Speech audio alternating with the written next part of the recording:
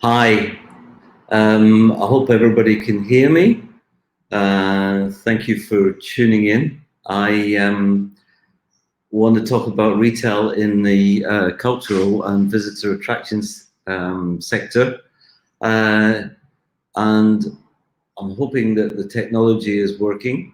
So it feels a bit strange talking to myself in the middle of a room in Smithfield Market, but never mind.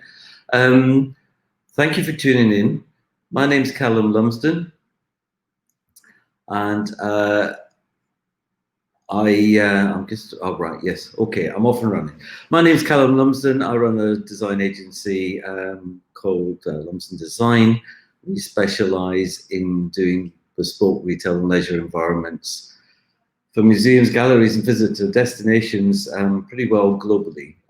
Here's some of our clients: V&A Dundee, the Warner Brothers Studio Tour in London, MoMA in New York, and a very interesting project over in Hong Kong, M Plus, which will be opening in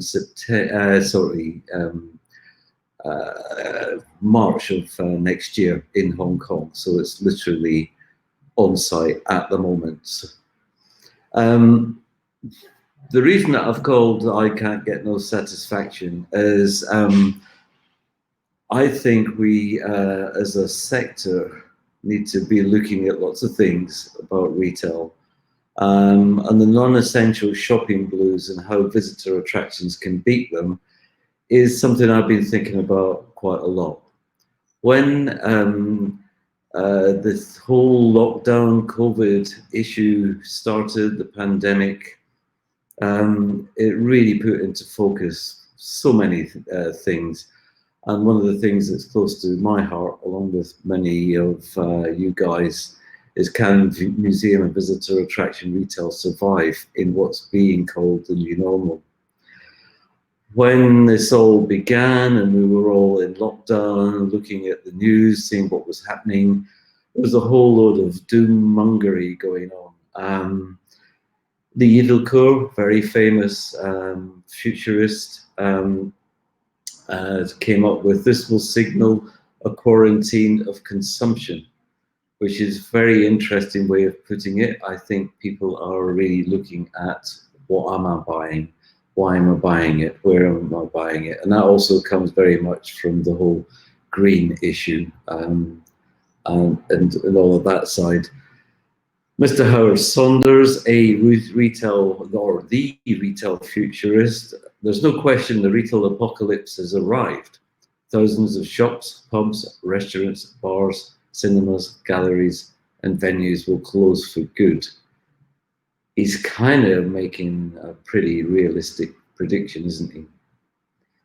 Sam Zell, who is an absolute multi-billionaire who has made a fortune in retail property throughout America, was interviewed recently. There is no question in my mind that retail is a falling knife, and we are for sure not at the bottom. There's a guy who knows. And then a bit more positive from the lovely Mary Portas. Retail is going to be like a laboratory. Once people have made the decision to physically visit your shop, they will be willing and wanting to spend. Keep that in mind. I think that's really interesting. So, mass became a fashion item. We were coming up with quotes, hearing quotes such as this. Sharon White, chairperson of John Lewis Partnership. We're selling lots of Scrabble and no sofas. London Transport Museum came up with, we've sold lots of board games and 3 sofas. There's a moment of encouragement. So everybody has been stuck on Amazon and DHL deliveries during lockdown. And of course, retail was in serious trouble before the pandemic. Now it's really looking in a bad way. Toys R Us, HMV, Marks and Spencer's are shutting down loads of stores. my mum would be very sad about the Edinburgh Woolen Mill closing down, Bon Marché. We know it all. We've seen it all. It's just come out from Larry Elliott, economics editor of Daily Telegraph. Return to work is too late to save city centres, says British Retail Consortium. With September rents fast approaching, many retailers are hanging on by a thread. Now, this is mainstream retail.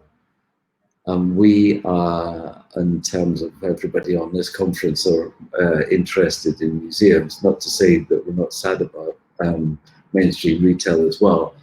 But the test, to me, was when non-essential shopping was actually opened up to us all. I mean, what I'm asking is, what's your experience been? I know what mine has been. You decide, right, I'm going to go for my first visit to get that product that I've been looking for as well. I'm fed up of looking at a screen. I want to go and visit the shop myself. You queue up, you meet the Gen X guy at the end with the face mask on, ready to go into the shop. You're queuing, you go and get your hands sanitized, and you try and keep a distance. You try and ignore all the signs that are in the shop that are telling the retailer telling you how great they are, that they've looked after you, etc., etc. And you ignore the arrows because you just want to go and get that product that you've been after. And hey, bingo, I've got it. And you swing your carrier bag as you walk out the store, still with your mask on, and off you go. How's that experience been? My view, forgive me for this, guys, it's like having sex without the foreplay. And on top of that, we're all having to wear a GIMP mask. So has experiential retail finally been relegated to the buzzword archives? Has a pandemic killed the art of browsing? I've always, in my work with my clients, talked very volubly about the 5 senses: touch, smell, sound. I'm sure I've missed one now, as being really important. But all of a sudden, we're not really allowed to touch anything. Something to think about. What everybody has been doing is really heading in with deliveries to avoid going to a shop, or because of the convenience. This has lots of issues, especially on the green economy, but that's another discussion. I thought this was interesting. From Forbes, even though more than a third of people who were surveyed said that receiving a parcel was the highlight of their day, the rise in returns might be a positive sign that consumers are becoming more thoughtful. Though even better, in our view, would be a return to browsing in bricks and mortar shops. People want interaction, but they have to be reassured about the safety of what they're doing. And of course, it's highly dependent on something that an Amazon website can't do. 88% of customers are more likely to buy if sales staff are knowledgeable. This is something that our sector does really well. And something's happened during lockdown. Because, okay, we can go into supermarkets, we can buy, we can queue up, do all the things, and it's get in, shove it in your basket, go and pay, get out. But it's actually opened us up locally to some really interesting new experiences. The baker shop, the local shop that sells knickknacks that's been around for 20 years, which isn't in a shopping mall. the party shops, the artisan wine shop where the guys will explain how to decant a bottle of wine, but they'll also persuade you that don't spend anything less than tenner on a bottle of red wine. Good rules. The butchers that have been there for generations, they have stuck in there alongside the supermarkets and introduced us to something that was attainable with smiles on their faces. They recognize you. It's, I think, opened up a whole new aspect of retail.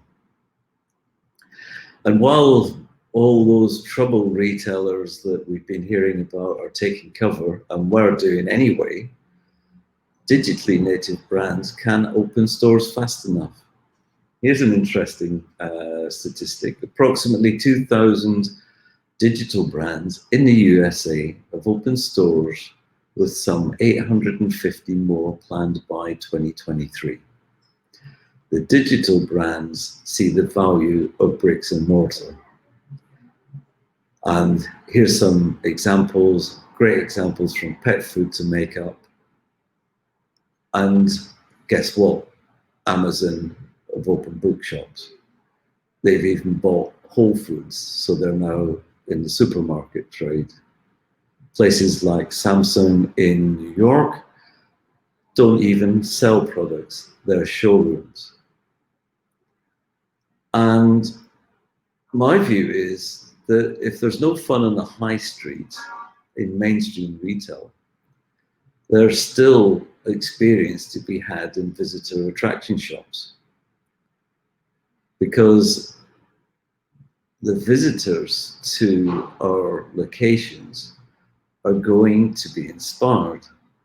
They're having that experience, and the shop is there to back it up, to give them something to take away, something that they will treasure forever.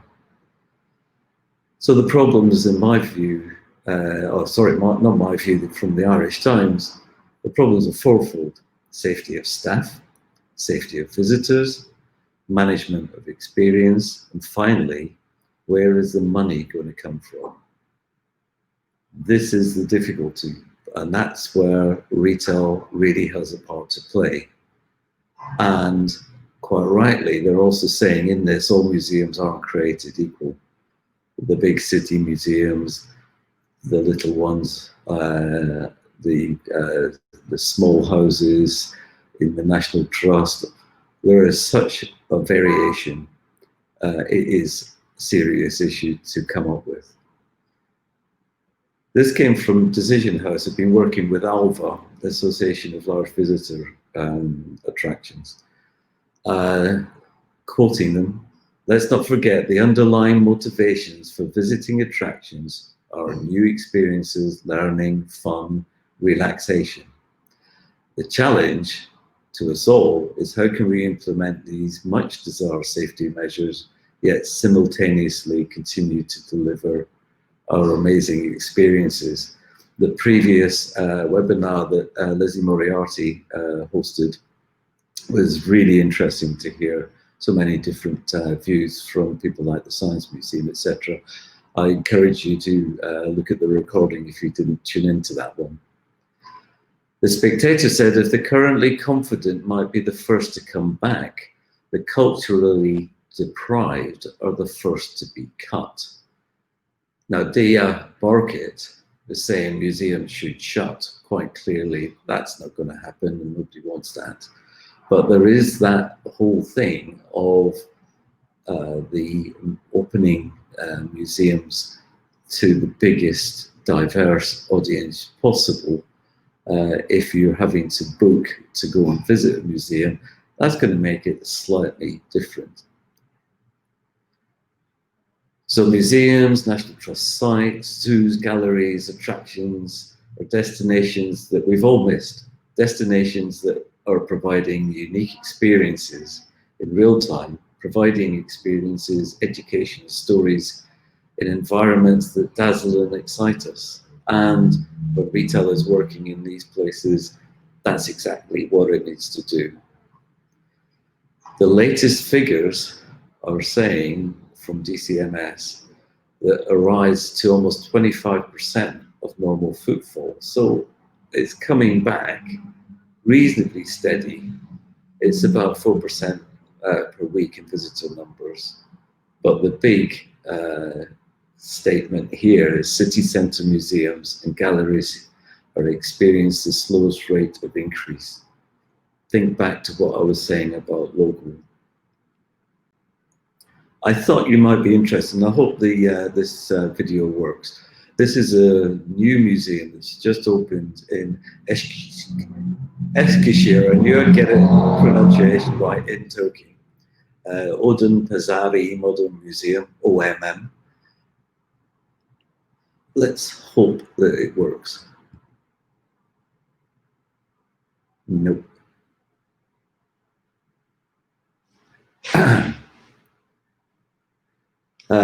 Sorry about that. I think I've put the movie in the wrong part. So you just have to take my word for it. That what OMM have done is talk about working locally with glass blowers, ceramicists, tapestry, apprentices, and artisans, and they're making that part of the museum and part of everything that they are selling within the shop itself. So totally acknowledging the opportunity to use local talent to sell products related to the museum. So we're giving those artisans and craftspeople inspiration from the museum and then selling the products based around that inspiration in the shop. Real kind of entrepreneurial thinking. My view, and I didn't make this up myself, I'm not clever enough, but the way everything has been going pre-COVID was buy global and just in time. Now, and excuse me, there's a typo here, it should say buy local just and just in case. Now more than ever, every attraction, whether large or small, now needs to raise income. We all know that. Retail is going to be a vital component of that for the new normal, for visitor attractions. So their retail formats will need to adapt. But how? Michelle Obama on her blogs, and I encourage you to listen into them if you haven't done already. Don't think new normal, think new better. So as a business, we have been looking very closely on behalf of our clients, future, current, past, the various different options. I can't give you exact solutions. I'm hoping to give you food for thought. The official option is very much keep away, keep the 2 meter distance, have lots of arrows around, have the screens up, the whole thing that we're very used to now. The one-way traffic of the retailers such as Flying Tiger, which we've seen all around the UK recently, has become the norm, very much the same way as IKEA. And we all know sanitizers, asking people to make masks. That's great. We have to keep everybody safe, especially the staff that are working in your shops. But there's different ways of doing it. Instead of following standard signage, this was a really interesting one from the Transport Museum in Switzerland. They used old oil barrels as disinfectant dispensers, for instance. They branded it according to the branding of their museum. There's the option of the showroom option. The showroom option gives people distance. It allows people to look and browse the products. This is obviously a very high-end example. It's the Japan House in London. Beautiful, beautiful products, but definitely an option to consider. And the showroom option to us is something that could really be looked at, because digitally products can be looked at and then brought out from behind the counter, for instance. And the whole experience of coming to test products is something that is still relevant. And places like the Sony showrooms, which are this one's in New York, is another way forward. It strikes me that there's so many museums which have really good outdoor space, should use that to best advantage. The trucks, the food trucks in Tokyo are really, really popular, and it's very easy to adapt this for retail. But also, it doesn't have to be trucks. It could be really great pop-up ideas. And we've all seen them. This is an opportunity, using the open air and weather permitting, obviously, of doing something that's really interesting. Uniqlo in New York. This is just a very silly one, which happened ages ago, which was a pop-up on the side of a mountain for a mountaineering retailer. This, I think, is following all guidelines. Adidas. And this was a lovely example, because it could be something architectural and the exterior as well. I think it's without exception that I can say that every time I go into an apothecary or look at one, I go all geek-like and love the look and the feel of it. Is this something that maybe could be considered, where people can explore, look at the products, look in drawers, really kind of explore the different ways of the different products in a different way, and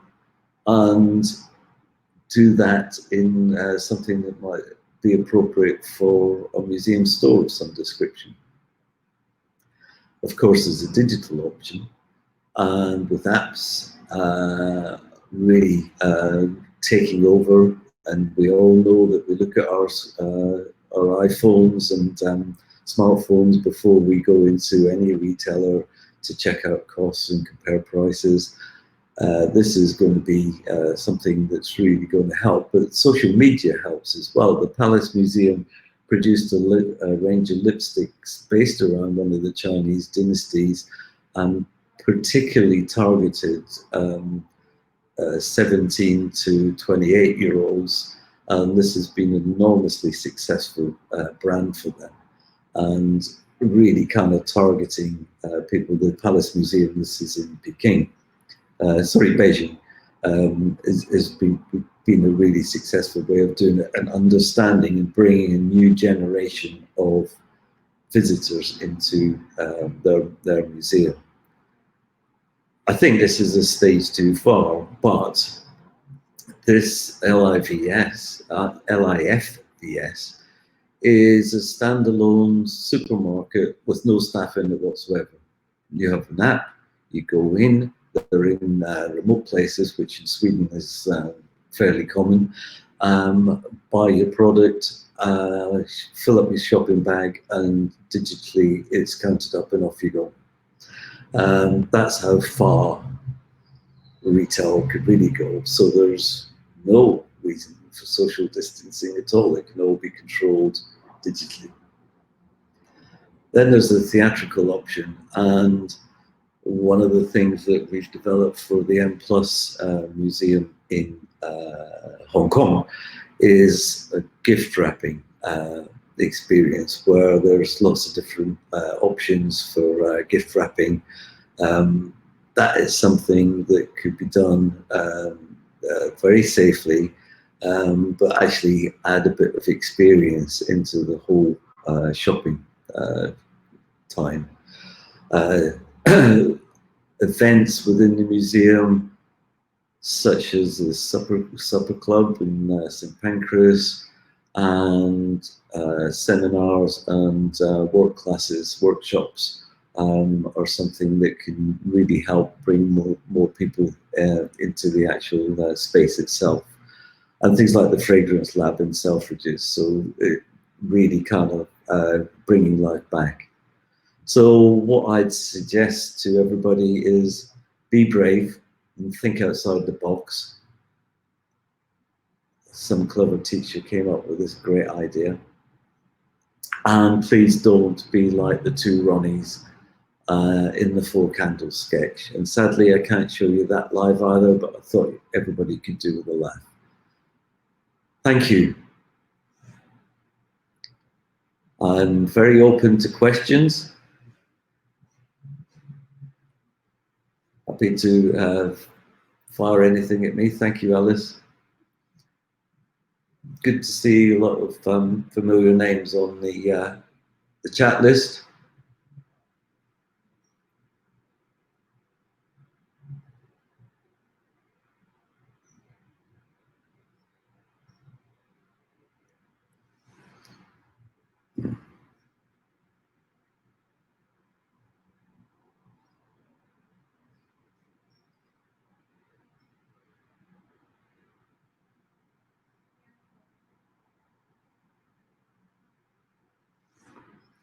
Right, well, I've got one question here from Alice Pearson. Hi, Alice.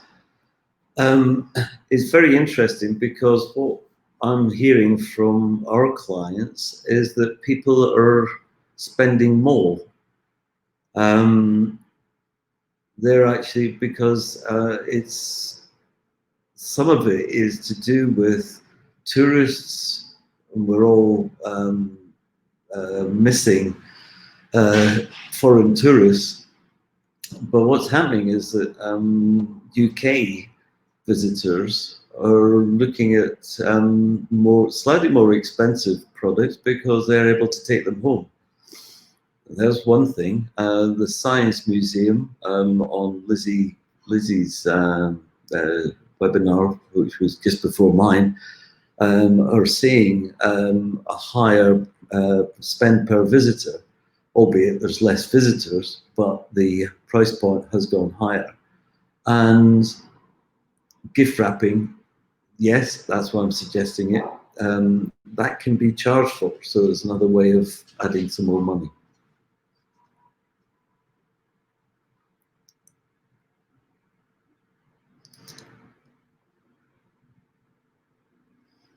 Give it a try, Alison, go for it.